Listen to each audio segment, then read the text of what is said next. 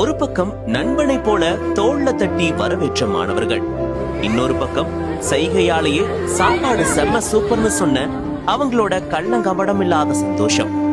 இந்த அழகான தருணங்கள் இப்போ பாக்குறவங்களையும் நெகிழ வச்சிருக்கு.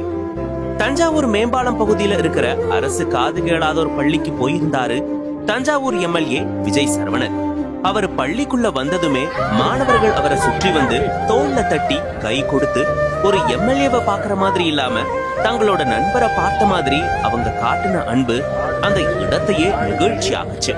அன்னைக்கு மாணவர்களுக்கு உணவு வழங்கப்பட்டிருந்த நிலையில சாப்பிட்டு முடிச்ச ஒரு மாணவர் விஜய் சரவணனை பார்த்து ஆட்டோட காதை சைகையில காட்டி சாப்பிடுற மாதிரியும் செஞ்சு, சார் மட்டன் செம சூப்பரா இருந்துச்சுன்னு சைகையிலேயே சொன்ன அந்த தருணம் அவரையும் நிகழ வச்சுச்சு.